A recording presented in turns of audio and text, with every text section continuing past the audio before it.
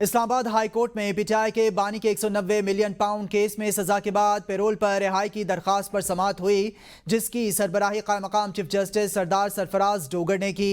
अल-यमीन गंडापुर अपने वकील लतीफ़ खोसा के हमरा अदालत में पेश हुए।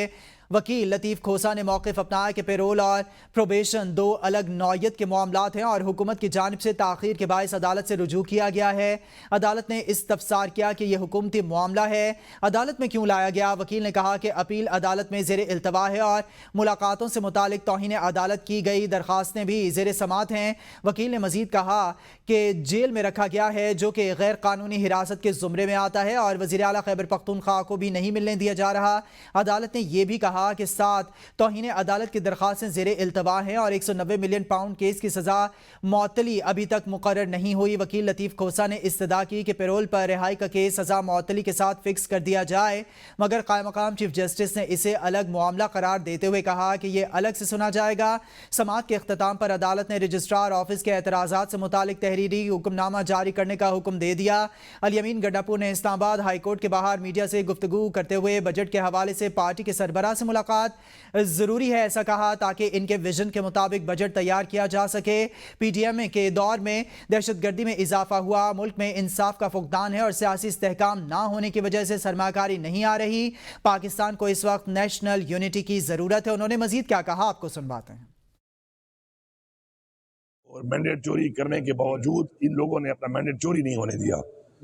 अब उसमें मेरी इमरान खान के साथ जो है मुलाकात, उसमें मुशावरत, अभी फिर हमारा बजट अभी आने वाला है, 100 बिलियन का बजट होता है, उसमें वो मेरा लीडर है, इस पार्टी का वो हेड है, उसका एक विजन जो है वो जरूरी है कि उसके अंदर उसका इनपुट आए। लेकिन अगर मुझे मुलाकात ही नहीं छोड़ेंगे अपने लीडर के साथ, तो मैं उनके विजन को उस तरीके से इम्प्लीमेंट तो नहीं कर सकता।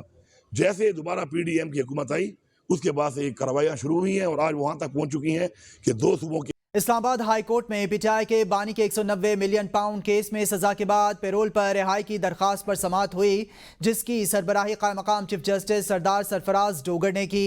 अल-यमीन गंडापुर अपने वकील लतीफ़ खोसा के हमरा अदालत में पेश हुए। वकील लतीफ़ खोसा ने मौक़िफ़ अपनाया कि पैरोल और प्रोबेशन दो अलग नौयत के मामलात हैं और हुकूमत की जानिब से ताख़ीर के बायस अदालत से रुजू किया गया है।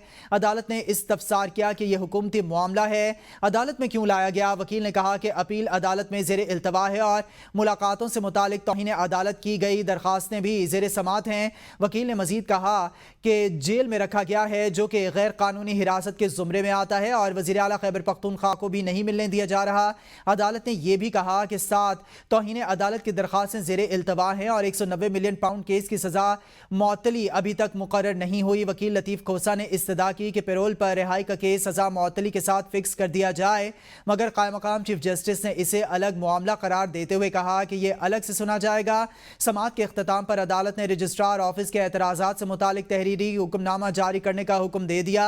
अल-यमीन गंडापुर ने इस्लामाबाद हाई कोर्ट के बाहर मीडिया से गुफ्तगू करते हुए बजट के हवाले से पार्टी के सरबराह से मुलाकात जरूरी है ऐसा कहा, ताकि इनके विजन के मुताबिक बजट तैयार किया जा सके। पीडीएम के दौर में दहशतगर्दी में इजाफा हुआ, मुल्क में इंसाफ का फुकदान है और सियासी इस्तेहकाम ना होने की वजह से सरमाकारी नहीं आ रही। पाकिस्तान को इस वक्त नेशनल यूनिटी की जरूरत है। उन्होंने मजीद क्या कहा, आपको सुनवाते हैं। और मैंडेट चोरी करने के बावजूद इन लोगों ने अपना मैंडेट चोरी नहीं होने दिया। अब उसमें मेरी इमरान खान के साथ जो है मुलाकात, उसमें मुशावरत, अभी फिर हमारा बजट अभी आने वाला है, 100 बिलियन का बजट होता है, उसमें वो मेरा लीडर है, इस पार्टी का वो हेड है, उसका एक विजन जो है वो जरूरी है कि उसके अंदर उसका इनपुट आए। लेकिन अगर मुझे मुलाकात ही नहीं छोड़ेंगे अपने लीडर के साथ, तो मैं उनके विजन को उस तरीके से इम्प्लीमेंट तो नहीं कर सकता। जैसे दोबारा पीडीएम की हुकूमत आई, उसके बाद से कार्रवाइयाँ शुरू हुई हैं और आज वहां तक पहुंच चुकी हैं कि 2 सूबों के इस्लामाबाद हाई कोर्ट में पीटीआई के बानी के 190 मिलियन पाउंड केस में सजा के बाद पैरोल पर रिहाई की दरखास्त पर समाअत हुई, जिसकी सरबराही क़ायम मक़ाम चीफ जस्टिस सरदार सरफराज डोगर ने की। अल-यमीन गंडापुर अपने वकील लतीफ़ खोसा के हमरा अदालत में पेश हुए। वकील लतीफ़ खोसा ने मौक़िफ़ अपनाया कि पैरोल और प्रोबेशन दो अलग नौयत के मामलात हैं और हुकूमत की जानिब से ताख़ीर के बायस अदालत से रुजू किया गया है। अदालत ने इस्तफ़सार किया कि यह हुकूमती मामला है, अदालत में क्यों लाया गया। वकील ने कहा कि अपील अदालत में ज़ेर इल्तवा है और मुलाकातों से मुतालिक तौहीन अदालत की गई दरखास्तें भी ज़ेर समात हैं। वकील ने मज़ीद कहा कि जेल में रखा गया है जो कि गैर कानूनी हिरासत के ज़ुमरे में आता है और वज़ीर आला खैबर पख्तूनख्वा को भी नहीं मिलने दिया जा रहा।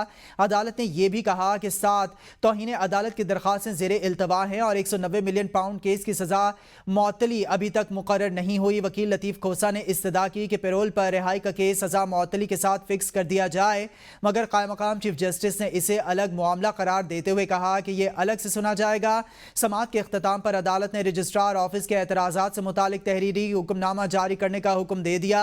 अल-यमीन गंडापुर ने इस्लामाबाद हाईकोर्ट के बाहर मीडिया से गुफ्तगू करते हुए बजट के हवाले से पार्टी के सरबराह से मुलाकात जरूरी है ऐसा कहा ताकि इनके विजन के मुताबिक बजट तैयार किया जा सके। PDM के दौर में दहशतगर्दी में इजाफा हुआ, मुल्क में इंसाफ का फुकदान है और सियासी इस्तेहकाम ना होने की वजह से सरमाकारी नहीं आ रही। पाकिस्तान को इस वक्त नेशनल यूनिटी की जरूरत है। उन्होंने मजीद क्या कहा, आपको सुनवाते हैं। और मैंडेट चोरी करने के बावजूद इन लोगों ने अपना मैंडेट चोरी नहीं होने दिया। अब उसमें मेरी इमरान खान के साथ जो है मुलाकात, उसमें मुशावरत, अभी फिर हमारा बजट अभी आने वाला है, 100 बिलियन का बजट होता है, उसमें वो मेरा लीडर है, इस पार्टी का वो हेड है, उसका एक विजन जो है वो जरूरी है कि उसके अंदर उसका इनपुट आए। लेकिन अगर मुझे मुलाकात ही नहीं छोड़ेंगे अपने लीडर के साथ तो मैं उनके विजन को उस तरीके से इम्प्लीमेंट तो नहीं कर सकता। जैसे दोबारा PDM की हुकूमत आई उसके बाद से कार्रवाइयाँ शुरू हुई हैं और आज वहाँ तक पहुँच चुकी हैं कि 2 सूबों के